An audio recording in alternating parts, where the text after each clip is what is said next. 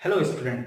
आज हम सीखेंगे सॉलिड स्टेट के नए टॉपिक में कि पैकिंग फ्रैक्शन क्या होता है एंड डेंसिटी यूनिट सेल की कैसे कैलकुलेट करते हैं। तो चलिए स्टार्ट करते हैं। पैकिंग फ्रैक्शन या हिंदी में क्या है कि संकुलन क्षमता।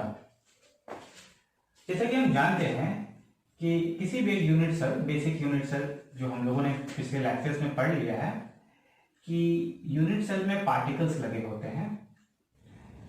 ये यूनिट सेल है, एससीसी सिस्टम का यूनिट सेल है और इसमें पार्टिकल लगे हुए हैं।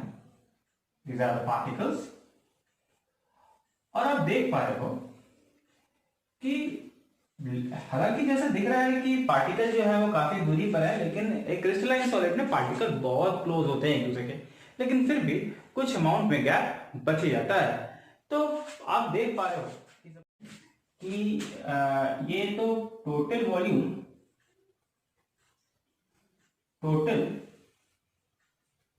ऑफ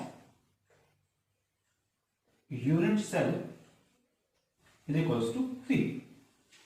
तो यूनिट सेल का अपना एक डेफिनेट वॉल्यूम है, लेकिन ये टोटल जो वॉल्यूम है यूनिट सेल के, इसके दो कंपोनेंट हैं। आइए देखते हैं कि टोटल वॉल्यूम के दो कंपोनेंट कौन कौन से हैं। तो इसमें आप देखोगे जो एक कंपोनेंट है वो ऑक्यूपाइड वॉल्यूम का है। अब ये ऑक्यूपाइड वॉल्यूम क्या है? ये जो पार्टिकल जो वॉल्यूम, एक डेफिनेट वॉल्यूम को ऑक्यूपाई कर रहे हैं, एक डेफिनेट आयतन को घेर रहे हैं, तो हम इसको ऑक्यूपाइड वॉल्यूम कह देते हैं। तो अभी क्या है कि वी ऑक्यूपाइड सी, और जो दूसरा कंपोनेंट है टोटल वॉल्यूम का वो है अनऑक्यूपाइड वॉल्यूम। हम इसको V डैश से रिप्रेजेंट कर देते हैं। तो हम लोग एक बात कह सकते हैं कि V is equals to V occupied plus V unoccupied, ऐसा तो लिख सकते हैं। ये टोटल वॉल्यूम में कौन कौन से दो एलिमेंट कौन कौन से, ये हम लोगों ने देख लिया। अब पैकिंग फ्रैक्शन क्या कहता है कि पैकिंग फ्रैक्शन या संकुलन क्षमता का मतलब है कि टोटल वॉल्यूम के रिस्पेक्ट में कितना वॉल्यूम ऑक्यूपाइड है, वही पैकिंग फ्रैक्शन कहलाता है। तो आइए कैलकुलेट करते हैं कि डिफरेंट यूनिट सेल के लिए पैकिंग फ्रैक्शन जो है वो अलग अलग होगा। कितना होगा? क्योंकि यूनिट सेल में जो पार्टिकल लगे होते हैं उनका नंबर भी डिफरेंट होता है। तो आइए देखते हैं कि packing fraction different unit cell के लिए क्या होता है।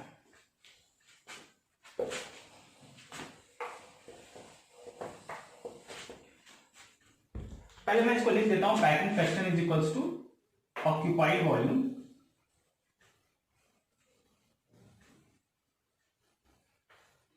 Divided by total volume. तो हम लोग एक कंसिडरेशन कर लेते हैं पैकिंग फ्रैक्शन। अब ऑक्यूपाइड वॉल्यूम, कितना वॉल्यूम ऑक्यूपाई होगा? एक पार्टिकल जितना वॉल्यूम ऑक्यूपाई करता है इनटू जितने पार्टिकल होते हैं।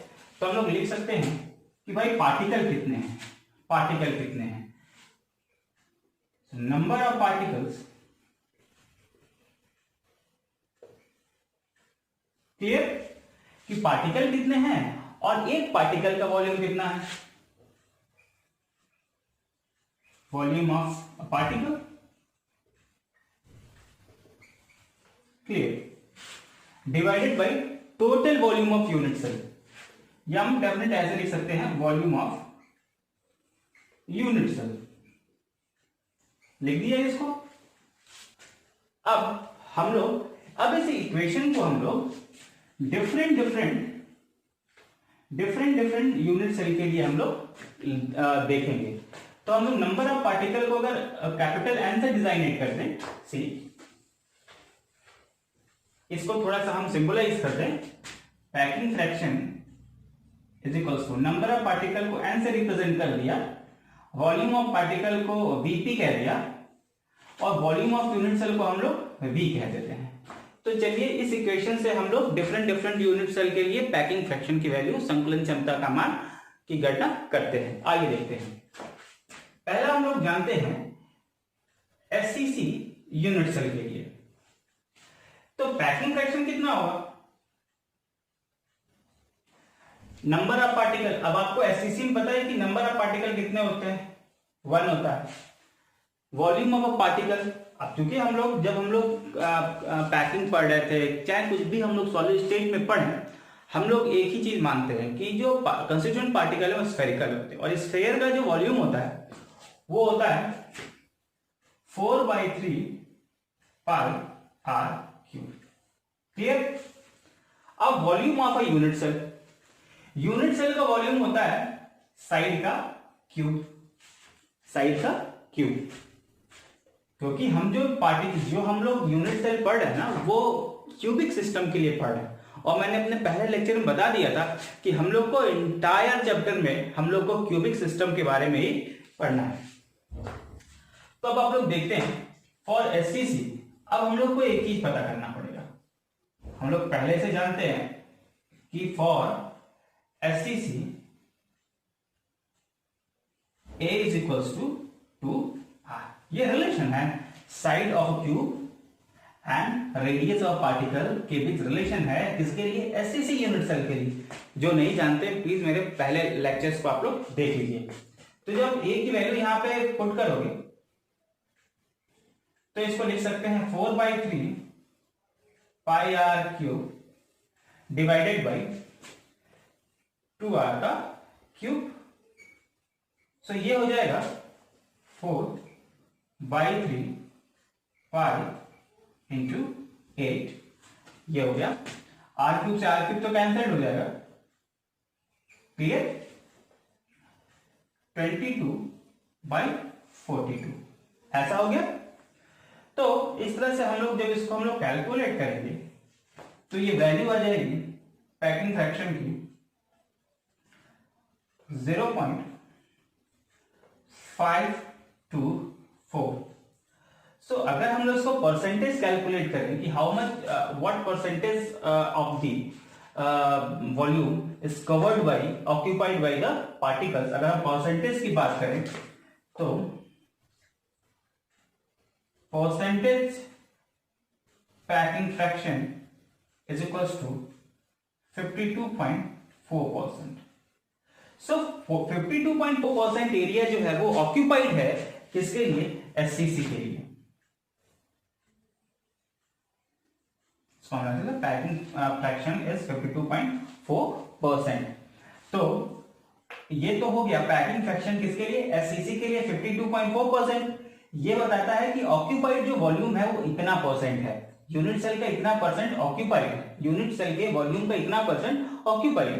तो अनऑक्यूपाइड कितना है, एम्प्टी स्पेस कितना है, तो हम लोग इसको कुछ ऐसे लिख सकते हैं, empty space is equals to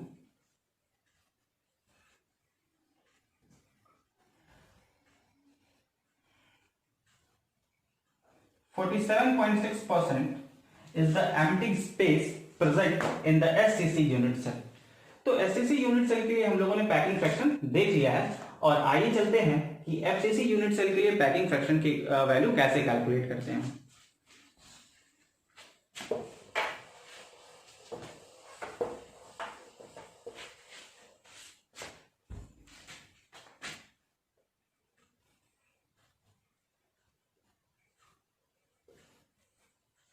हम लोग को पता है कि पैकिंग फ्रैक्शन का जो क्या कह सकते हैं कि फॉर्मूला है, TF is equals to n into volume of particle divided by total volume.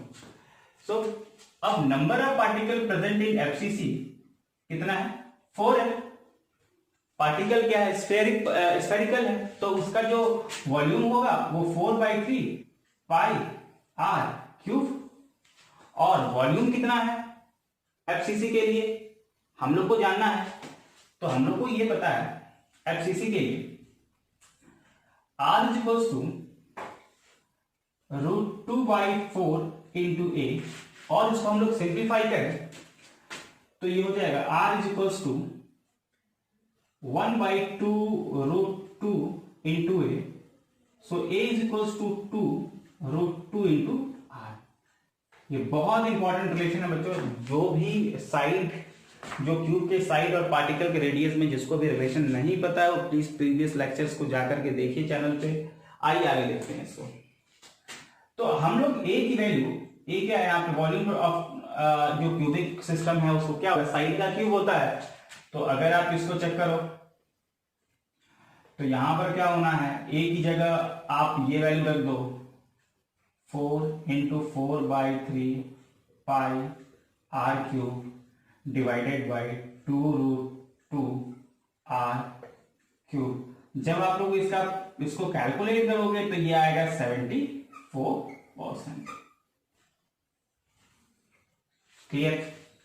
हमको पैकिंग फ्रैक्शन निकालने के लिए जरूरी क्या है, हमको बस दो चीज पता होनी चाहिए कि what is the actual contribution of particle in the different unit cell, और सेकंड चीज क्या है कि we must know the relation between radius of particle and the side of cube. तो ये हमको पता होना चाहिए। अब हम लोग को बीसीसी सिस्टम के लिए पैकिंग फ्रैक्शन चलिए कैलकुलेट करते हैं।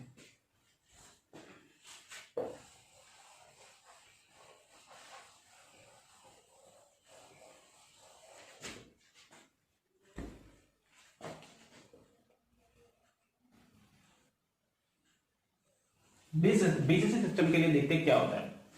अगर आप देखो, हम लोग को रूल क्या पता है कि packing fraction is equal to number of particle into volume of a particle and total volume. फिर मैं कह रहा हूं आपको पता होना चाहिए नंबर ऑफ पार्टिकल कितने होते हैं यूनिट सेल में, पहली चीज, और दूसरा ये पता होना चाहिए कि किसी भी एक यूनिट सेल के लिए side of cube and the particle radius of the particle के बीच क्या रिलेशन होता है। तो पहले इसको कंफर्म कर लेते हैं। बीसीसी के लिए क्या होता है, नंबर ऑफ पार्टिकल कितने होते हैं 2, volume of particle 4/3 pi r cube. Clear? अब वॉल्यूम क्या होता है, ए क्यूब होता है। फिर साइड, क्यूब के साइड और पार्टिकल के रेडियस में क्या रिलेशन है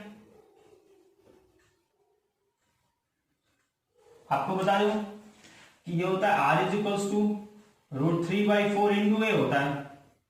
तो आप इसको ऐसे भी लिख सकते हो 4/√3 into r is equals to a. Clear cut? 2 into 4/3 pi r cube divided by 4/√3 r cube. Clear? So the packing fraction, when you calculate this equation, you will get the packing fraction is what 68%. Clear? तो इस तरह से हम लोग different unit cell के लिए packing fraction कितना होता है उसको कैलकुलेट कर सकते हैं। मुझे लगता है हेलो स्टूडेंट, सॉलिड स्टेट में हम लोग सीखने जा रहे हैं कि यूनिट सेल की डेंसिटी क्या होती है और यूनिट सेल की डेंसिटी किन किन फैक्टर्स पर डिपेंड करती है। तो आइए देखते हैं डेंसिटी ऑफ यूनिट सेल। हम लोग को क्या पता है कि जो डेंसिटी होता है उसका जनरल फॉर्मूला क्या होता है। डेंसिटी मतलब हिंदी में इसको घनत्व तो कहते हैं, और डेंसिटी डिपेंड करता है कि यूनिट वॉल्यूम का मास कितना होता है। तो अगर डेंसिटी फाइंड आउट करना है तो हमको वॉल्यूम पता होना चाहिए, हमको क्या पता होना चाहिए, मास पता होना चाहिए। तो डेंसिटी ये कहता है कि पर यूनिट वॉल्यूम का मास कितना होता है, वही डेंसिटी कहलाता है। तो हमको क्या पता है करना है, यूनिट सेल का डेंसिटी कितना है, तो यूनिट सेल का मास कितना हो यही पता होना चाहिए, यूनिट सेल का वॉल्यूम कितना है ये भी पता होना चाहिए। तो एक चीज तो हम लोग को एकदम क्लियर कट पता है कि क्यूबिक यूनिट सेल के लिए वॉल्यूम किस पर डिपेंड करेगा, साइड के क्यूब पर डिपेंड करेगा। क्लियर? अब एक और चीज, यूनिट सेल का मास कितना होगा, यूनिट सेल का मास कितना होगा। बच्चे हम लोग को पता है कि अगर आप यूनिट सेल में है ही क्या, यूनिट सेल में है ही क्या, पार्टिकल लगे हुए हैं और पार्टिकल को हम लोग एक लाइन के थ्रू ज्वाइन करते हैं। तो लाइन का कोई वेट तो है नहीं, लाइन तो इमेजिनरी लाइन है जिसका कोई वेट नहीं है। वेट किसका है, यूनिट सेल में अगर किसी का वेट है तो वो किसका वेट है, पार्टिकल का वेट है। तो जो मास है, यूनिट सेल का जो मास है वो टोटली डिपेंड करेगा पार्टिकल के मास पे। तो पार्टिकल का मास कैसे फाइंड आउट करें, हमको पता होना चाहिए कि नंबर ऑफ पार्टिकल कितने हैं और एक पार्टिकल का मास कितना है। तो आइए पहले इसको लिख लेते हैं। So mass of unit cell ऐसे लिख देते हैं, mass of unit cell volume of unit cell, यही है कि डेंसिटी ऑफ यूनिट सेल। तो मास पता करने के लिए हम लोग क्या पता होना चाहिए, नंबर ऑफ पार्टिकल पता होना चाहिए, क्लियर। और क्या पता होना चाहिए, मास ऑफ अ पार्टिकल, ये भी पता होना चाहिए, क्लियर। और साइड हम लोग ए मान लेते हैं, तो हम क्यों ना इसको ए क्यूब लेते हैं, तो क्या बहुत लिखने का। डेंसिटी को हम लोग एक सिंबलाइज कर लेते हैं डी के, तो density d is equals to, अब हम लोग को पता करना है कि number of particle, number of particle को हम लोग डेजिग्नेट कर देते हैं जेड से, क्लियर। अब हम लोग को पता करना है कि जो पार्टिकल का मास होता है ना वो किस पे डिपेंड करता है, क्लियर। तो Z into mass of particle, तो हम लोग क्यों ना इस मास ऑफ पार्टिकल को, इसको हम लोग सिंबलाइज कर देते हैं कैपिटल एम से, क्लियर। एक तो ये हो गया, लेकिन इसको थोड़ा और सिंप्लीफाई करने की जरूरत है कि मास ऑफ पार्टिकल किन किन फैक्टर्स पर डिपेंड करता है। तो कुछ ऐसे ये बताए कि मास ऑफ 6.022 into 10 की पावर 23 पार्टिकल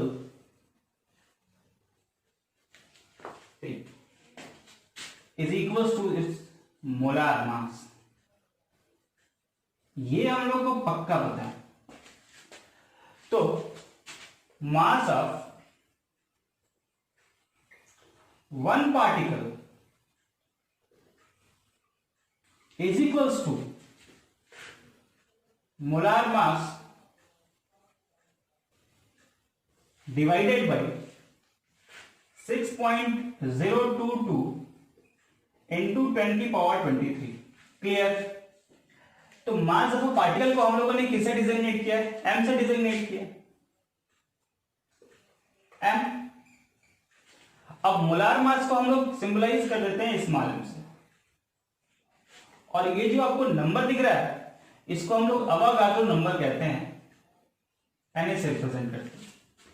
तो अगर ये जो वैल्यू है, जो मोलार मास, जो ये जो वैल्यू है, हम लोग इस इक्वेशन में पुट अप कर सकते हैं। So D is equals to Z into small by A cube into N। तो A क्यूब क्या है, अगर हम लोग, अगर उसकी यूनिट क्या है, ग्राम पर सेंटीमीटर क्यूब, तो पर सेंटीमीटर क्यूब में इतना ग्राम जो है वो हमारा मास है। तो टोटल डेंसिटी हम लोग इजीली कैलकुलेट कर सकते हैं।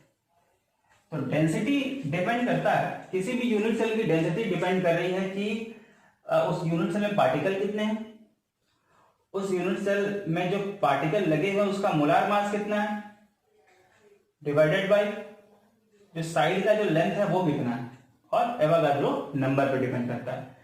तो मुझे लगता है कि आप लोग को डेंसिटी, यूनिट सेल की डेंसिटी कैसे फाइंड आउट करते हैं, तो आप लोग डिफरेंट यूनिट सेल के लिए डिफरेंट डेंसिटी को इजीली कैलकुलेट कर सकते हैं।